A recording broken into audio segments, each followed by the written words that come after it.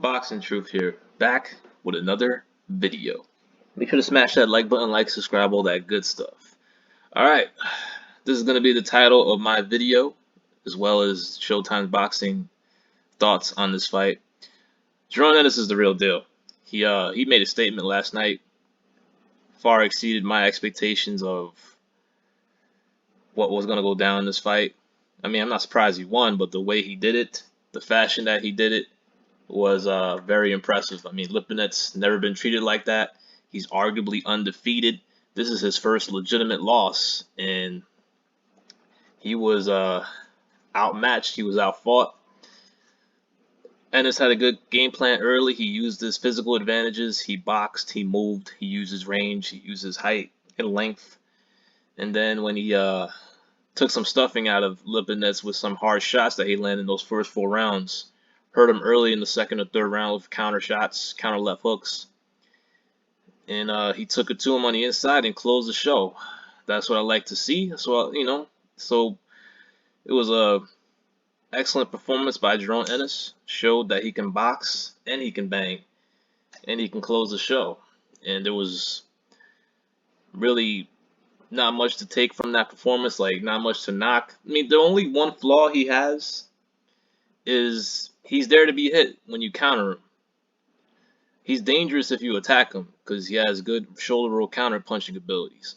However, if you punch with him, if you're a good counter puncher, that's what's gonna beat a type of fighter that's gonna beat Jaron Ennis. However, you gotta have speed, you gotta have good timing to catch him because he's very quick and he uses his reflexes to get away from your punches. That's the only knock. He really has to work on more fundamentals defensively, not just athleticism. He uses his reflexes to get away from you, or his shoulder roll counter punching. But his head movement after he punches is non-existent. He's there to be countered, so that's really the only issue, the only real flaw that I see from Ennis. Other than that, I mean, he's got it all offensively. He has every punch in the book. He's a dangerous counter puncher if you attack him, especially with his left uppercut. He has great body shots, good jab, good speed, good power, good movement, good range. He could box and he could bang. He's pretty much almost a complete package.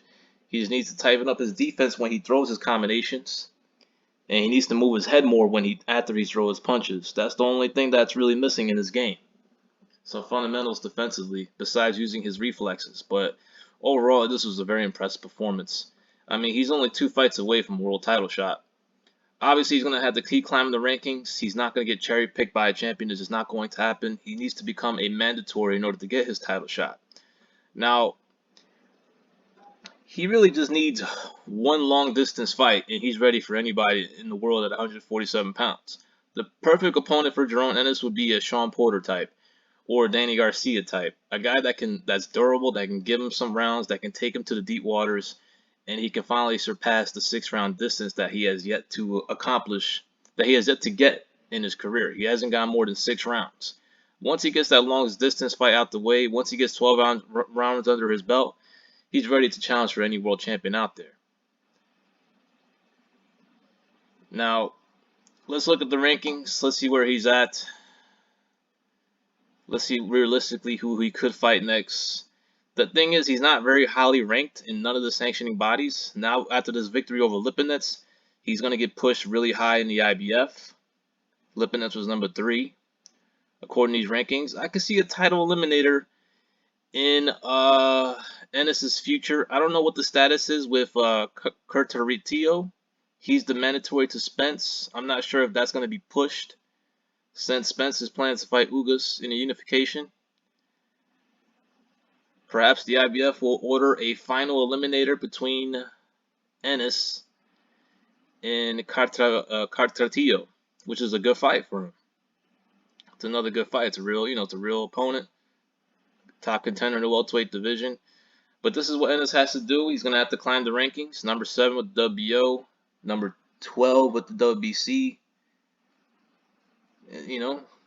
That's what it is. He's not an Al Heyman fighter, so he doesn't have those connections. He's with Cameron Duncan, manages him, and he's currently in a lawsuit now with his old promoter, and who knows how that's going to turn out. But if he was with Heyman, he'll be a lot higher ranked than he is right now, especially in the WBC. So he's gonna have to keep climbing the rankings, fight the eliminators, fight the final eliminators, and then become a mandatory. That's the only way he's gonna get his title shot. It is what it is. Every good fighter has to go through it. They have to become a mandatory. Spence did the same thing. Crawford did the same thing. They had to become mandatories. So realistically, I could see him fighting Cartatillo in an eliminator next. Evan Easton's a good opponent. Mean Machine is a good opponent. Yelanusinov, Jamal James. Those are all good tests for Ennis to reach to that next stage, get some rounds, get a 12-rounder under his belt. You know, but he looked good, man. He looked good yesterday. He made a statement. Far more impressive what he did compared to the other young welterweights out there, especially on that same card. Stanionis, he was solid, but I don't see him being a major threat in the division. After seeing all the young up and coming welterweights, Ennis has been the most impressive. He really is the biggest threat out there to Spence and Crawford among the young welterweights that are coming up the new generation. And he just needs another fight or two, and he's ready to knock on that championship door. In 2 fights from now, early next year, maybe the end of this year, I would pick Ennis to beat Errol Spence right now. In about 2 fights' time. Crawford is a dangerous fight, but if it's had to come down to those two, if Ennis has to fight one of those two, I think Spence is the much easier fight for Jaron Ennis. That's a fight he could win.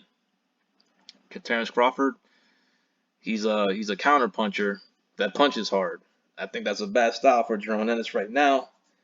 But who knows? Maybe in a year, 2 years time, Crawford will be getting older and not getting better. So that's, time is on Jaron Ennis' side. But if I was him, I'd be gunning for Errol Spence IBF strap because that boy's ready to get beat. That boy ain't the same no more since that car crash. Thurman is out there, but these guys ain't gonna fight him unless there's something on the line, there's something worth it. If he has a title, a regular title, something. None of these guys, Thurman, Garcia, Danny Garcia, Sean Porter, they're not gonna fight him if there's nothing rewarding for him to do it.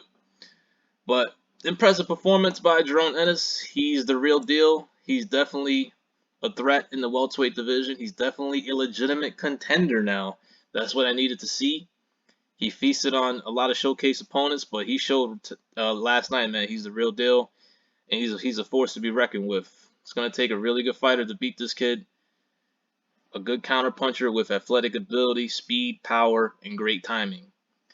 And you have to punch with Jaron Ennis if you're gonna have a chance to beat him. This is Boxing Truth. I'm out.